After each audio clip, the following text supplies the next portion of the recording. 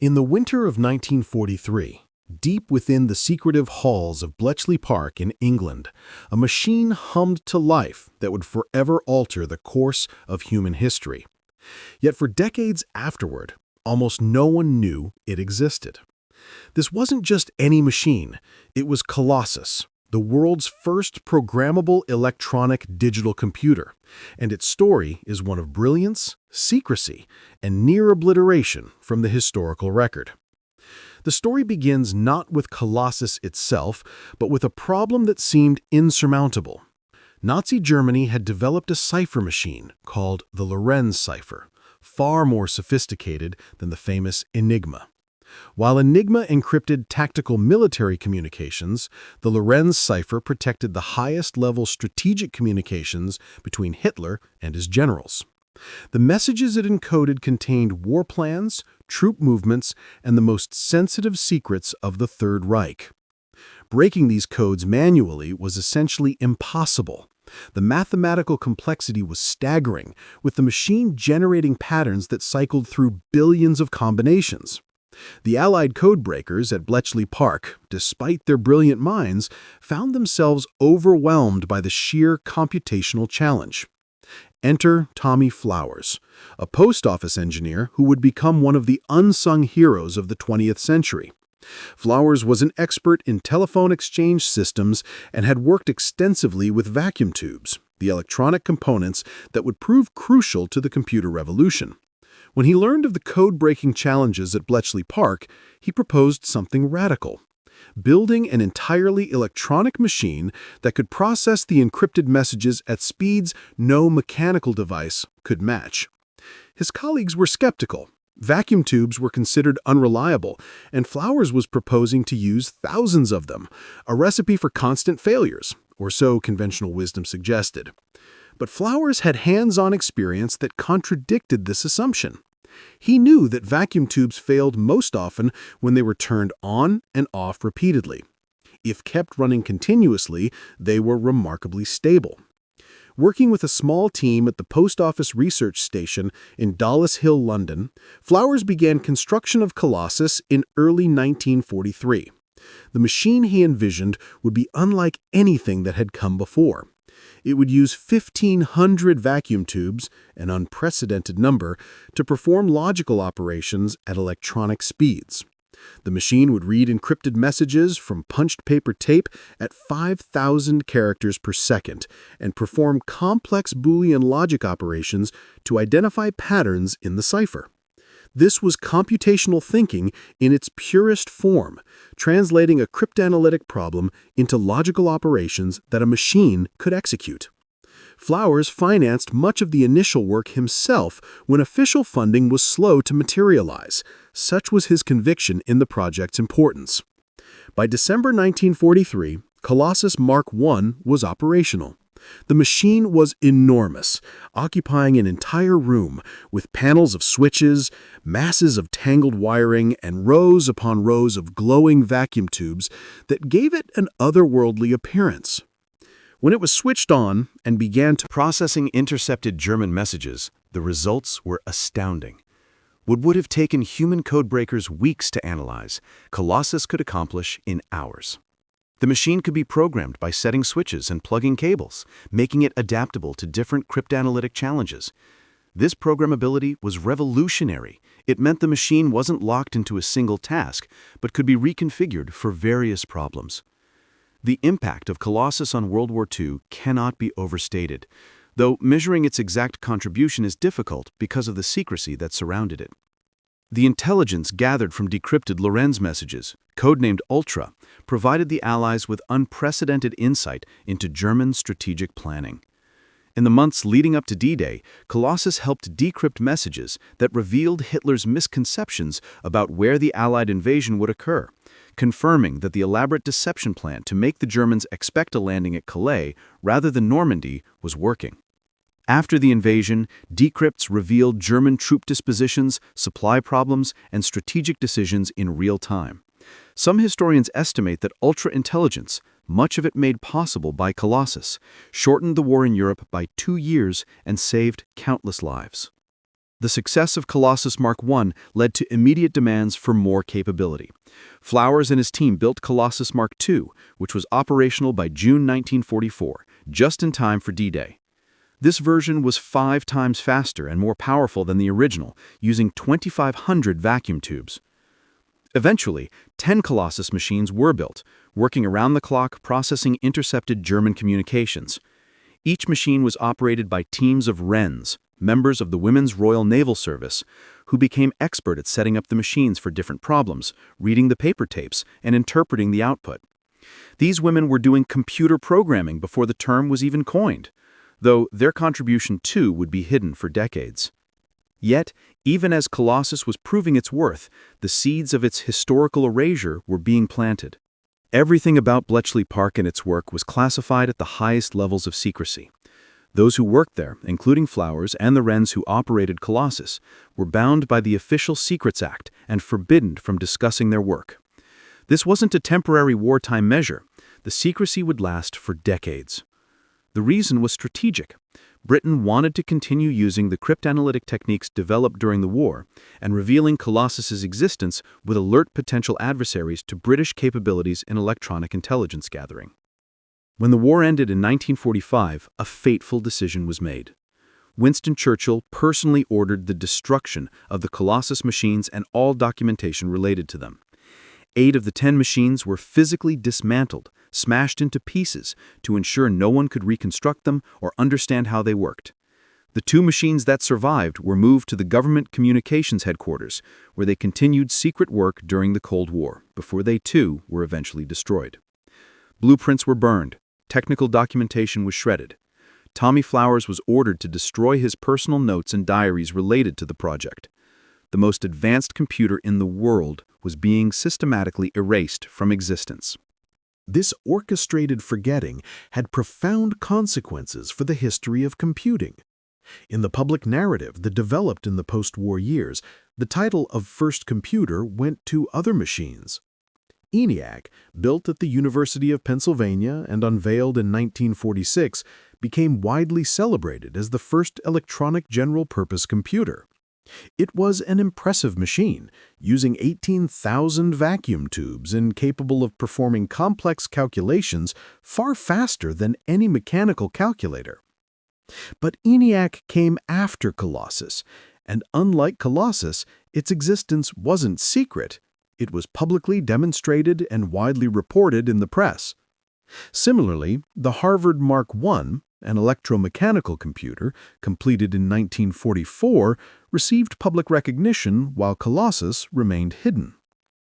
The men who built these machines, John Mauchly, J. Presper Eckert, and Howard Aiken, became famous as computer pioneers, while Tommy Flowers remained unknown.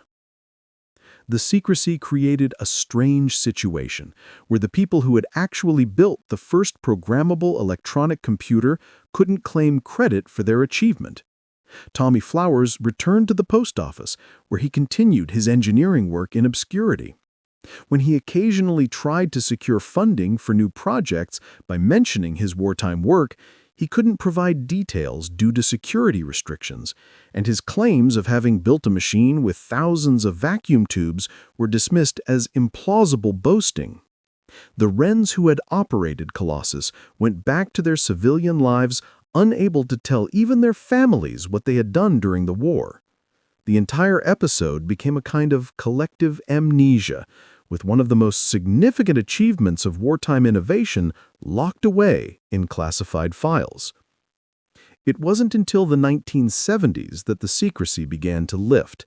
As the Cold War thawed and the specific techniques used by Colossus became obsolete, the British government gradually declassified information about Bletchley Park.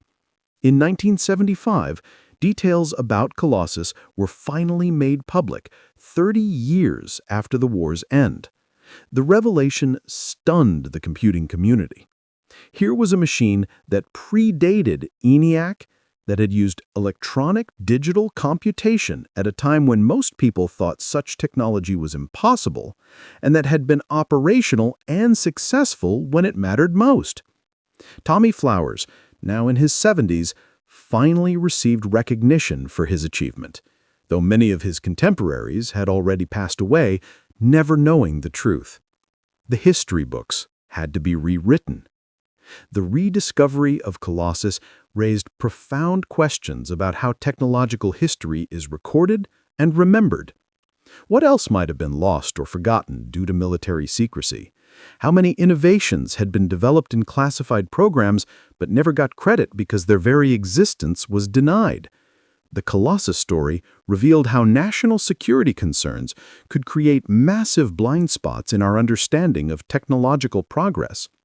It also highlighted how the public narrative of innovation, the stories we tell about who invented what and when, can be shaped by what information is allowed to be shared rather than what actually happened. In the 1990s, a remarkable project began that would bring Colossus back to life in a very literal sense. Tony Sale, a computer conservation expert who had become fascinated with Colossus, initiated an effort to rebuild one of the machines. Working at Bletchley Park, which had been preserved as a museum, Sale and a team of volunteers used fragmentary documentation, photographs, and the memories of surviving engineers and operators to reconstruct a working Colossus. It was archaeological work of a technical kind, piecing together how the machine had functioned from incomplete evidence. Some components had to be reverse engineered from first principles when documentation was missing. Vacuum tubes of the type used in the original had long since gone out of production, requiring creative sourcing of old stock or modern equivalents. The rebuilt Colossus Mark II was completed in 2007 and stands today at the National Museum of Computing at Bletchley Park.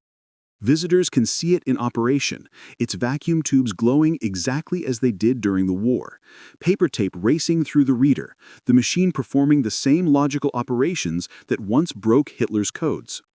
It's a working time machine, connecting the present directly to that crucial moment when electronic computing was born. The rebuild also served an important educational purpose, demonstrating concretely what Colossus could do and how advanced it truly was for its time. Seeing the machine in action dispels any doubt about its capabilities and its rightful place in computing history. Understanding Colossus's technical innovations reveals just how much was achieved in that wartime crash program. The machine pioneered several concepts that became fundamental to modern computing. It was programmable through a plug board and switch system, an early form of what we now call programming. It used binary logic and Boolean operations, the mathematical foundation of all digital computers. It employed electronic components for high-speed processing rather than slower mechanical parts. It had what we would now recognize as a form of conditional logic, able to make decisions based on the data it processed. These weren't incremental improvements on existing technology, they were conceptual leaps that defined a new paradigm for how machines could process information. Moreover, Colossus demonstrated that complex electronic systems could be reliable and practical, not just theoretical possibilities. Before Colossus, there was widespread skepticism that machines with thousands of vacuum tubes could work reliably. Flowers proved the skeptics wrong, and in doing so, he paved the way for the electronic computers that followed. ENIAC's designers were able to use 18,000 vacuum tubes, partly because Flowers had already demonstrated that such systems were viable, though ironically, they didn't know about Colossus at the time due to the secrecy. The lesson that electronic components could enable unprecedented computational speeds, once learned, became the foundation for the entire computer industry. The human stories behind Colossus add another dimension to its significance. Tommy Flowers was not from the academic elite that dominated early computing theory. He was a practical engineer who learned his craft in the telecommunications industry, someone who knew how to build things that worked rather than just theorize about them. His approach was hands-on and pragmatic, and he was willing to take risks that more cautious theorists might have avoided. The fact that such a revolutionary machine came from this background reminds us that innovation doesn't always emerge from expected places. Similarly, the Wrens who operated Colossus were making essential contributions to both the war effort and the future of computing. Yet gender biases of the era and the subsequent secrecy meant their role was doubly hidden. The contrast between how Colossus was treated and how American computing projects were handled also illuminates different cultural approaches to innovation and recognition. American projects like ENIAC were developed with an eye toward post-war commercial and academic applications. The University of Pennsylvania actively promoted ENIAC's achievements, seeing publicity as a way to enhance the institution's prestige and attract funding. The American approach was more open, more entrepreneurial, and more concerned with establishing priority and credit. The British approach, shaped by a culture of official secrecy and perhaps by class distinctions that undervalued practical engineering compared to pure science, kept Colossus hidden and failed to capitalize on its innovations. This had lasting consequences. The post-war computer industry developed primarily in the United States, while Britain, despite its head start, didn't leverage its Colossus advantage. What makes the Colossus story particularly poignant is considering what might have been different if the technology hadn't been classified. Imagine if Flowers had been free to publish papers on electronic digital computing in 1944 or 1945, sharing his innovations with the broader scientific community. The development of commercial computers might have accelerated by years. British industry might have become the leader in the emerging computer market rather than a follower. The conceptual framework of electronic computing could have been established earlier and more clearly. Instead, other pioneers had to rediscover many of the same principles independently, and some innovations were delayed because the foundational work couldn't be shared. The story also raises ethical questions about secrecy and knowledge. Governments have legitimate security concerns that sometimes require classification of sensitive information. But the Colossus case shows how secrecy can outlive its usefulness, remaining in place long after the strategic advantage it protects has faded. By the 1950s or 1960s, revealing Colossus's existence wouldn't have compromised any active operations. The technology had been superseded, and the specific codes it broke were obsolete. Yet the secrecy persisted for decades more, shaped by bureaucratic inertia and a culture that defaulted to concealment. How much knowledge remains locked away in classified files, no longer sensitive, but still hidden, simply because no one has bothered to declassify it? In contemplating Colossus's impact, we must consider both what it actually accomplished during the war and what it represented for the future. Its immediate impact was strategic and military. The intelligence it provided helped win the war. But its long-term impact was conceptual and technological. It proved that electronic digital computing was possible and practical, serving as an existence proof that shaped subsequent development, even if most developers didn't know about it directly. The machine changed everything, not just through its direct influence, but through the ideas it embodied, ideas that eventually emerged into the broader world, even if through different channels. Today, as we live in a world utterly transformed by computers, the Colossus story serves as a reminder of the contingency of technological history. The computer revolution that reshaped human civilization in the late 20th century had its origins in wartime necessity, driven by the desperate need to break enemy codes. It emerged from the work of a practical engineer who was willing to bet his own money and reputation on an unproven idea. It succeeded because of the contributions of young women who operated the machines with skill and intelligence. And it was nearly forgotten entirely, erased by official secrecy that valued national security over historical truth. The fact that we almost lost this crucial chapter of our technological heritage should make us wonder what else we might not know. What other pivotal moments might be hidden in classified archives or lost to deliberate destruction? The physical reconstruction of Colossus at Bletchley Park represents more than just museum preservation. It's an act of historical justice, giving credit where credit was long overdue, and ensuring that the true pioneers of the computer age are remembered. When visitors see that rebuilt machine with its glowing tubes and clicking relays, they're witnessing a resurrection of something that powerful forces tried to erase. They're seeing proof that you can't permanently suppress important truths, that eventually history finds a way to correct itself. The forgotten first computer has been remembered, and in being remembered, it has taken its rightful place in the story of how the modern world was made. Standing before Colossus today, one can't help but feel a connection across time to that moment in 1943 when it first hummed to life, when Tommy Flowers and his team watched anxiously to see if their audacious machine would work, when the Wrens fed in their first intercepted message and waited for the output that would help turn the tide of war. That connection spans not just decades, but conceptual worlds, from a time when computer meant a person who performed calculations with pencil and paper, to our present era when computers mediate nearly every aspect of human life.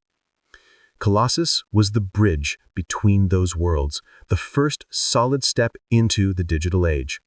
That it was almost lost makes its recovery all the more precious, a reminder that history is fragile, and that the stories we tell about our past require active preservation and sometimes recovery from those who would rather they stay buried. The forgotten first computer is forgotten no longer, and in being remembered, it remembers that the path to the future is often more complex, more human, and more worthy of celebration than the simple narratives we're usually told. The legacy of Colossus extends far beyond its immediate wartime applications, touching nearly every aspect of modern computing in ways both direct and indirect. When the secrecy finally lifted and computer historians could examine what had been achieved at Bletchley Park, they found that Colossus had anticipated numerous developments that other pioneers would later claim as innovations. The machine's architecture contained elements that wouldn't appear in publicly acknowledged computers until years later, creating a strange, temporal paradox where the future had already happened in secret, waiting to be rediscovered by the rest of the world. One of the most significant aspects of Colossus that became apparent upon historical examination was its influence on the people who worked on it and went on to shape the computing industry. Max Neumann, the mathematician who had been instrumental in conceiving the logical framework for Colossus, went on to establish the Computing Machine Laboratory at the University of Manchester after the war. Though he couldn't speak directly about Colossus, the experience of working with the machine clearly informed his vision of what computers could achieve. At Manchester, Neumann's laboratory would produce some of Britain's first post-war computers, including the Manchester Mark I, which became one of the world's first stored program computers. The conceptual seeds planted by Colossus flowered in these later machines, even if the lineage couldn't be openly acknowledged. Similarly, Alan Turing, though more directly involved with breaking Enigma than with Colossus itself, was deeply influenced by the electronic computing happening around him at Bletchley Park. Turing's famous theoretical work on the universal computing machine in 1936 had laid the mathematical foundation for programmable computers, but seeing practical electronic computing in action at Bletchley transformed his thinking from the abstract to the concrete. After the war, Turing worked on the design of the ACE computer at the National Physical Laboratory, and later at Manchester, where his work intersected with Neumann's laboratory. The cross-pollination of ideas from Bletchley Park, even when indirect and unspoken due to secrecy restrictions, helped establish Britain as an important center of computing research in the immediate post-war years, though this advantage would gradually slip away as American efforts accelerated with more funding and fewer security constraints. The cryptanalytic purpose for which Colossus was built also had lasting implications for the relationship between computing and intelligence work. The machine demonstrated that electronic computers could process vast amounts of data looking for patterns, essentially the same task that modern data analysis and machine learning perform. The British and American intelligence services took this lesson to heart, and the classified development of computing for signals intelligence continued well beyond the war. In America, the National Security Agency became one of the largest purchasers of computing equipment and funded extensive research into advanced computing techniques, though this work remained classified for decades. The symbiotic relationship between computing innovation and intelligence needs that Colossus inaugurated has continued throughout the computer age, with intelligence agencies often years ahead of public knowledge in their computational capabilities. This classified parallel development of computing technology raises unsettling questions about the history we think we know. If Colossus could remain hidden for 30 years, despite being a revolutionary achievement, what other advances might have occurred in classified programs? The revelation of Colossus forced historians to accept that the public history of computing was incomplete, that there were significant achievements hidden behind security classifications. Even today, as documents continue to be declassified, we occasionally learn of computing projects from the 1950s, 60s, and 70s that were far more advanced than publicly available technology of the time. The true history of computing may be fractured across classified and unclassified worlds, with important connections between them forever obscured. The technical destruction of the Colossus machines also represented an enormous waste of resources and knowledge. Each machine had cost approximately £50,000 to build, a substantial sum in 1940s money, equivalent to millions today, and represented thousands of hours of highly skilled engineering work. When they were smashed to pieces on Churchill's orders, Britain was destroying valuable assets at a time of severe economic hardship. The machines could potentially have been adapted for peaceful purposes, scientific calculations, data processing for government departments, or research into computing techniques. Instead, they were treated as nothing more than security risks to be eliminated. This decision reflected a mindset that prioritized secrecy above all else, unable to imagine that the machines themselves might have value beyond their wartime purpose. Moreover, the destruction of documentation meant that valuable engineering knowledge was lost.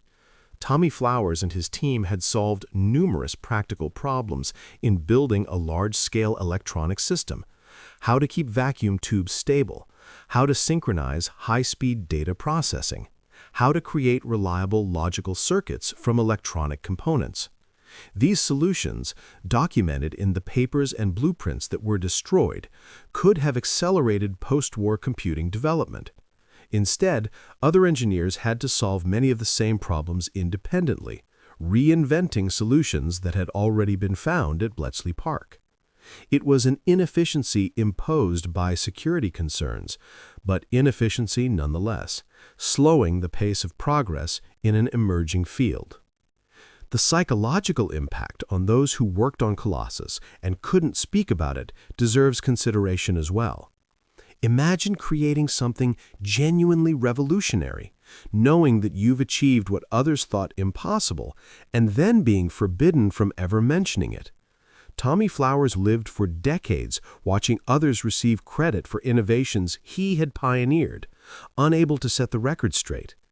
When he tried to leverage his wartime experience to advance his career or secure funding for projects, his inability to provide details made him seem like a fabulist rather than a pioneer.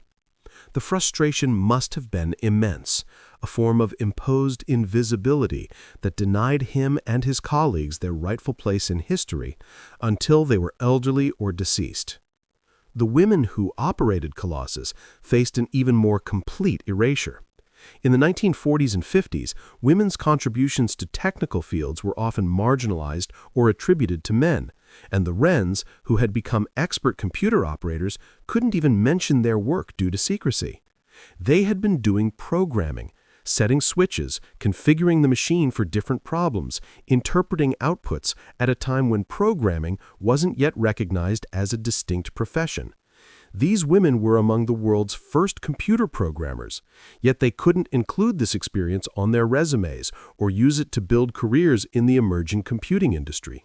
Some went on to other technical work, but many returned to traditional women's roles, their wartime expertise and experience wasted.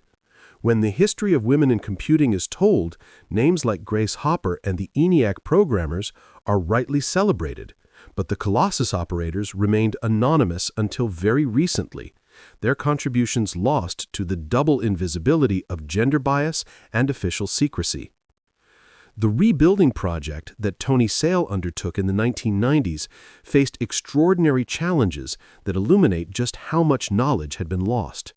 Sale and his team had to work from fragmentary documentation, photographs that showed parts of the machine, a few engineering diagrams that had survived, and the increasingly unreliable memories of people recalling events from 50 years earlier.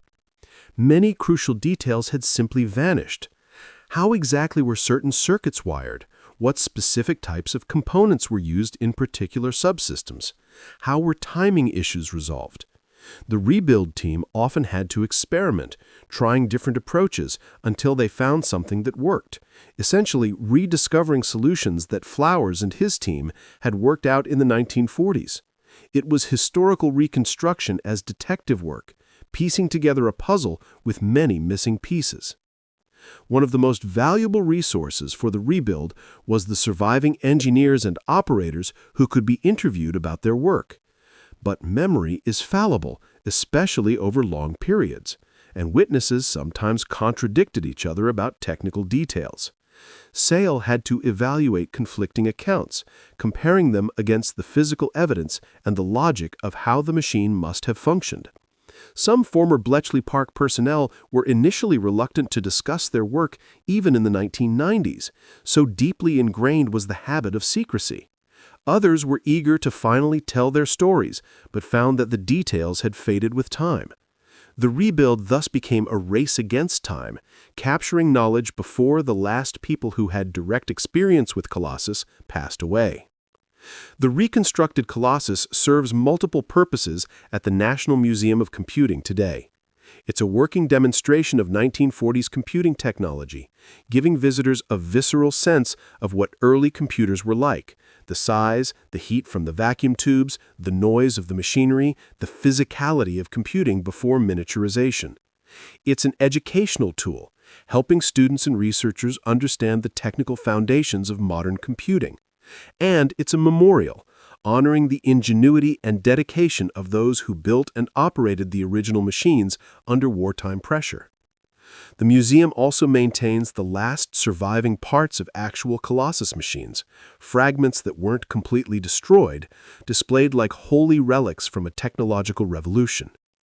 The Colossus story has gained increased attention in recent years, partly due to popular interest in Bletchley Park sparked by films and books about World War II codebreaking. The 2014 film The Imitation Game, though primarily focused on Alan Turing and Enigma, brought broader public attention to Bletchley Park and prompted many people to learn more about what had happened there, including the Colossus project. This popular interest has been a mixed blessing for historians. It's generated enthusiasm and support for preservation efforts, but it's also sometimes resulted in oversimplified or inaccurate narratives that have to be corrected. The reality of Colossus is compelling enough without embellishment, but the truth is often more complex and less dramatic than fictional accounts. One aspect of the Colossus achievement that deserves emphasis is how it represented a fusion of theoretical knowledge and practical engineering skill. The machine emerged from a collaboration between pure mathematicians like Newman, who understood the logical structure of the cryptanalytic problem, and practical engineers like Flowers, who knew how to build reliable electronic systems. Neither group could have created Colossus alone. It required both the conceptual framework and the engineering implementation. This pattern of collaboration between theorists and practitioners would become characteristic of the computing field. But Colossus was among the first demonstrations of its necessity and power. The best computing achievements typically come from teams that bridge the gap between abstract computation and physical machines.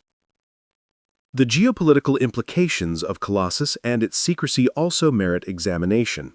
Britain's decision to classify and then destroy Colossus was driven partly by a desire to maintain intelligence advantages into the post-war era. The British government wanted to continue intercepting and decrypting communications from potential adversaries and even from allies, and revealing Colossus's existence would have alerted other nations to British capabilities. This calculus proved short-sighted in some ways. By suppressing knowledge of Colossus, Britain gave up the opportunity to lead the emerging computing industry, an economic opportunity that would have been worth far more than the intelligence advantages gained by secrecy. The United States, more willing to let computing developments be publicized, built a massive computer industry that dominated the global market for decades.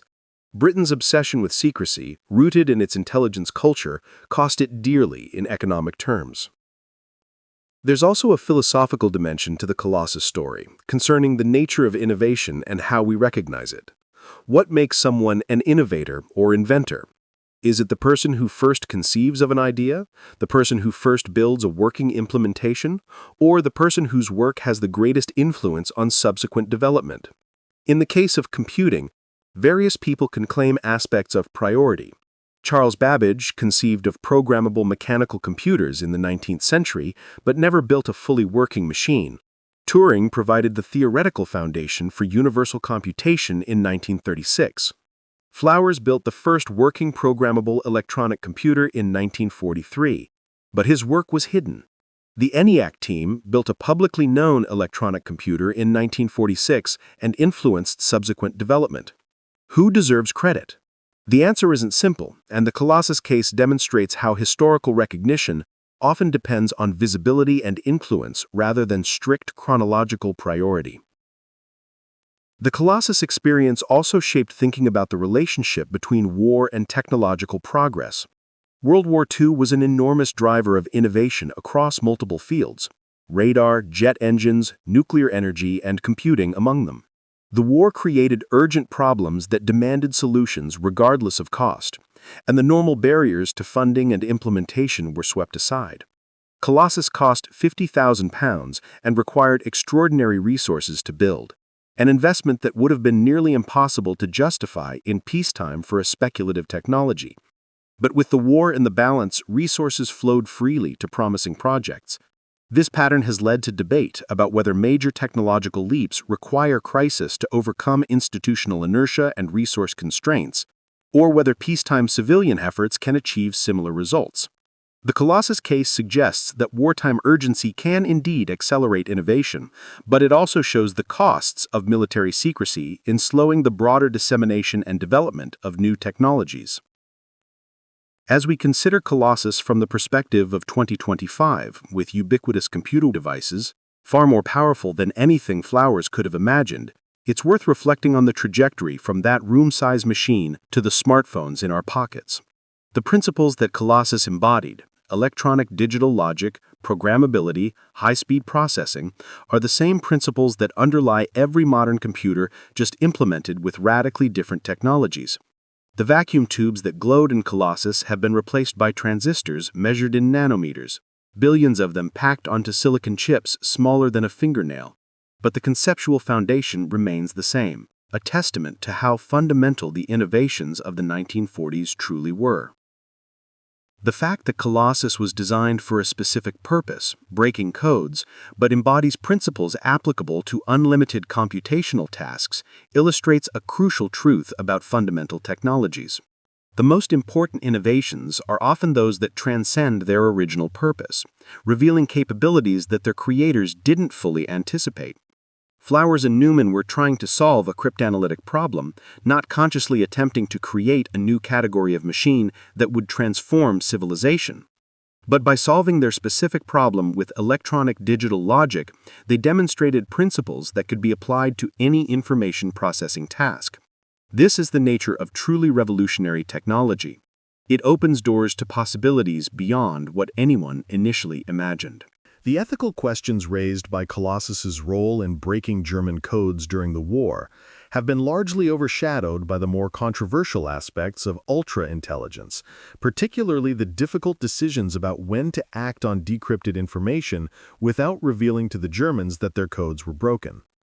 But there's something worth considering about Colossus specifically.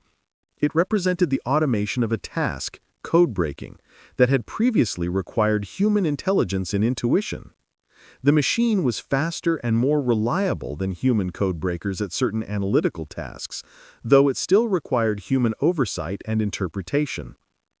This was an early example of machines augmenting or replacing human cognitive work, a theme that would become increasingly central to computing and would raise ongoing questions about the relationship between human and machine intelligence. Colossus didn't think in any meaningful sense, but it processed information and found patterns in ways that looked like thinking from the outside, a preview of debates about artificial intelligence that continue today. Looking back at the Colossus story, one can't help but wonder about counterfactuals. What if different decisions had been made at key points? What if Churchill hadn't ordered the machines destroyed? What if the project had been declassified in the 1950s instead of the 1970s? What if Tommy Flowers had been given credit and resources immediately after the war to continue developing electronic computers?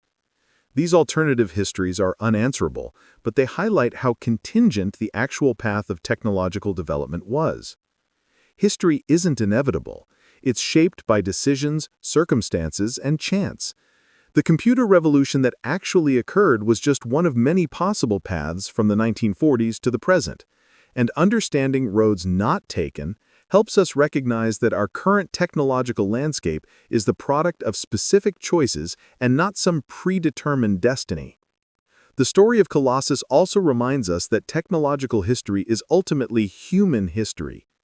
Behind the machine were real people making difficult decisions under pressure, taking risks on untested ideas, working long hours in service of a cause they believed in. Tommy Flowers bet his own money and reputation on an engineering approach that conventional wisdom said wouldn't work. The Lorenz, who operated Colossus, adapted to a completely new kind of work, learning on the job how to interact with a machine unlike anything that had existed before. Max Newman fought bureaucratic obstacles to get resources for the project. These human elements, vision, courage, persistence, adaptability, were as essential to Colossus's success as the technical innovations. Technology doesn't develop in a vacuum. It emerges from human creativity and determination, shaped by the personalities, capabilities, and limitations of the people who create it. Educational settings, Colossus offers valuable lessons that extend beyond computing history. It demonstrates how innovation often comes from unexpected places in people outside the established academic mainstream. It shows the importance of interdisciplinary collaboration between theorists and practitioners. It illustrates how urgent problems can drive rapid innovation when resources and support are available. It reveals the costs of excessive secrecy and the importance of knowledge sharing for technological progress. And it reminds us that history is complex, that the simple narratives we're taught often obscure more complicated truths that emerge only when full information becomes available. These lessons are relevant across many fields and contexts, making Colossus a valuable case study for understanding how innovation happens.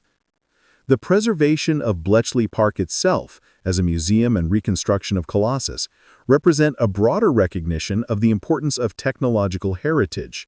For too long, old computers and other technological artifacts were seen as obsolete junk, to be discarded when superseded by newer models. This attitude resulted in the loss of many early computers and computing artifacts that would now be invaluable for historical research and education. The success of Bletchley Park as a museum and tourist destination has helped establish the principle that technological history matters and deserves preservation. The site now attracts hundreds of thousands of visitors annually, many of them young people interested in technology and history, exposing new generations to the foundational moments of the digital age. The cultural impact of the Colossus revelation extends into questions about national identity and historical narrative. For Britain, the rediscovery of Colossus provided a source of pride at a time when the nation's global influence had declined significantly from its wartime peak. Here was proof that British ingenuity had achieved something genuinely world-changing, that the country had been at the forefront of the computer revolution even if it couldn't capitalize on that advantage. The story fit into a broader narrative of British wartime innovation, the development of radar, the jet engine, penicillin production, and now the first computer. These achievements became touchstones of national pride, evidence that Britain had contributed fundamentally to the modern world, even as its empire dissolved and its economic position weakened relative to the United States and emerging powers. However, this pride was tempered by frustration over the missed opportunities.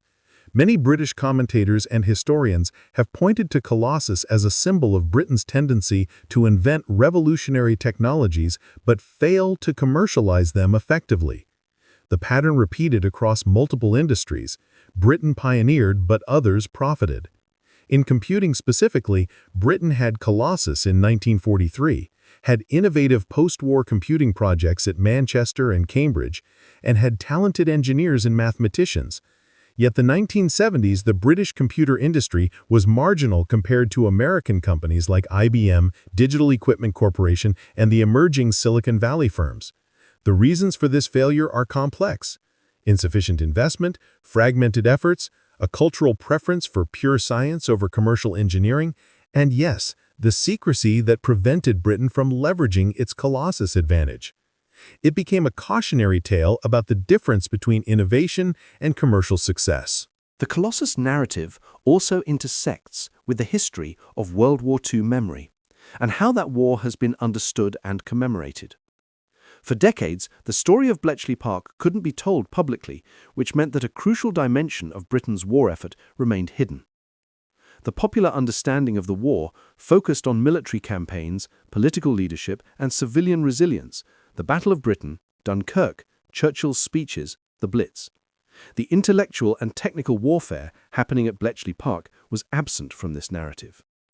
When the truth emerged in the 1970s and 80s, it added a new chapter to the war story, one that emphasized mental rather than physical combat, subtle mathematical work rather than obvious heroism. This shifted understanding of what had won the war, not just soldiers and weapons, but also information, intelligence, and the ability to see into the enemy's plans through broken codes.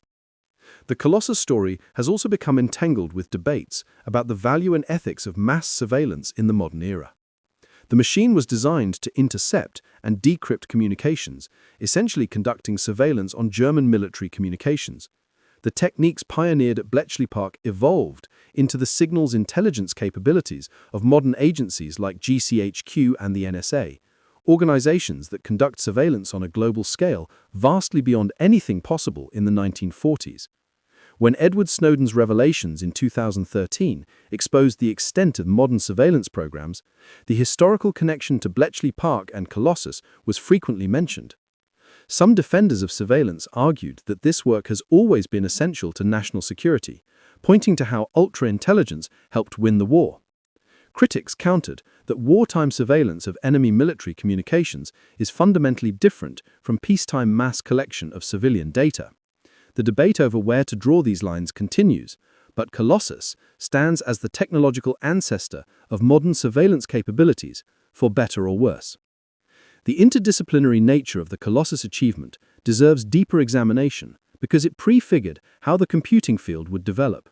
The project required expertise from multiple domains: pure mathematics for understanding the logical structure of the cipher, statistics for analyzing patterns in the encrypted data, electrical engineering for designing circuits, telecommunications engineering for working with vacuum tubes and high-speed electronics, mechanical engineering for the paper tape readers and physical structure, and practical operations knowledge for actually using the machine effectively.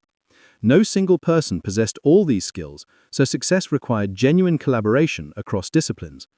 This pattern became characteristic of major computing projects. They're rarely the work of isolated geniuses, but rather of teams bringing together complementary expertise. The myth of the lone inventor, still popular in public imagination, obscures the reality that most important innovations emerge from collaborative efforts. The documentation that survived destruction or was recreated through historical research has become invaluable for understanding the technical details of how Colossus actually worked. Modern computer scientists and engineers who have studied Colossus have found clever solutions to problems that remain relevant today.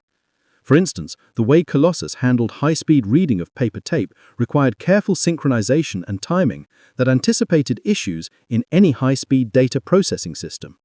The logical circuits implemented using vacuum tubes were elegant examples of Boolean logic physically realized, educational examples of how abstract logical operations can be embodied in physical components.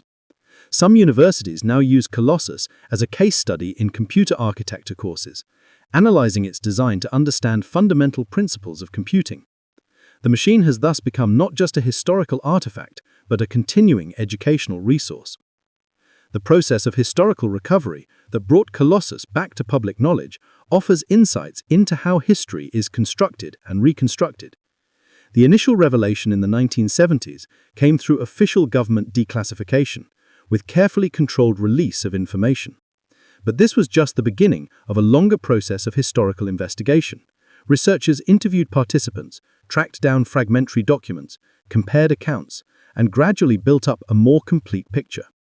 This work continues. Even recently, new documents have emerged from archives, providing additional details about the project. The history of Colossus is thus not a fixed story told once, but an evolving understanding that deepens as more evidence comes to light. This is true of historical knowledge generally, but the Colossus case makes it particularly apparent because of how much was deliberately concealed and had to be painstakingly recovered. The emotional and psychological dimensions of the secrecy extended beyond the principal figures like Flowers to the many lower-level participants who had played smaller but still important roles. The technicians who maintained the machines, the operators who ran them, the clerical staff who handled the paperwork, all were bound by secrecy oaths and forbidden to discuss their war work. For some, this was simply an accepted burden of their service. For others, it created a permanent sense of isolation, of having experienced something significant that they could never share. Support groups and reunions for Bletchley Park veterans, which began forming after declassification, provided opportunities for people to finally talk about their experiences with others who understood. The relief many felt at finally being able to tell their stories, even decades later, testifies to how burdensome enforced silence about formative experiences can be.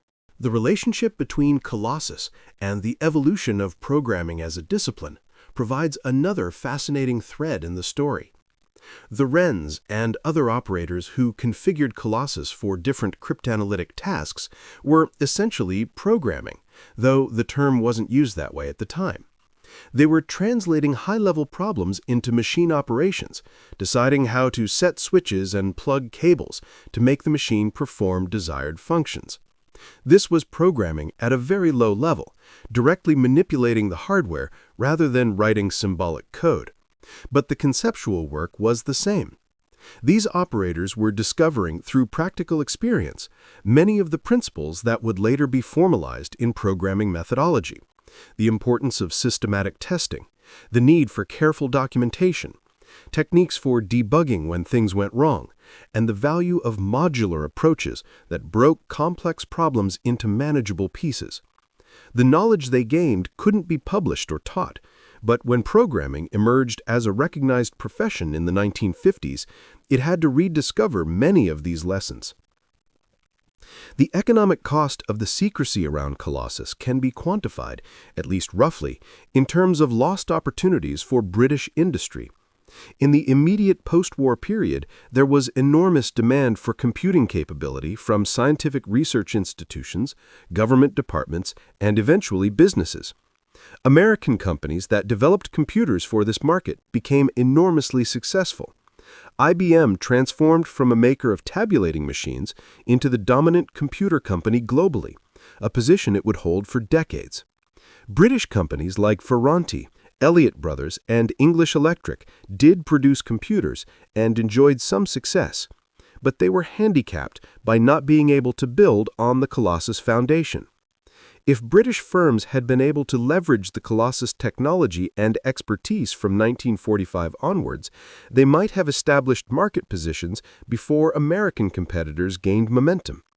The economic value of such market position would have been measured in billions of pounds over subsequent decades, dwarfing any intelligence value gained by keeping Colossus secret. The sociological aspects of the Colossus project also reward examination. Bletchley Park during the war was an unusual social environment, bringing together people from diverse backgrounds. Aristocratic debutantes worked alongside working-class technicians. Cambridge dons collaborated with post office engineers. Men and women worked together in ways uncommon in the military or civilian workplaces of the 1940s. The intense shared purpose in the secrecy that isolated Bletchley Park from the outside world created a distinctive culture. Many participants later recalled this period as one of the most intellectually stimulating and socially interesting times of their lives, despite the pressure and the long hours. The egalitarianism enforced by the work, what mattered was whether you could contribute to breaking codes, not your social background, was unusual for class-conscious wartime Britain. This mixing of people who wouldn't normally interact had lasting effects on those involved, broadening perspectives and challenging social assumptions. The technical elegance of Colossus's design becomes more apparent the more deeply one examines it. Working within severe constraints, the limitations of 1940s electronics, the need for reliability, the time pressure of wartime, Flowers and his team produced solutions that were not just functional but optimal in many respects.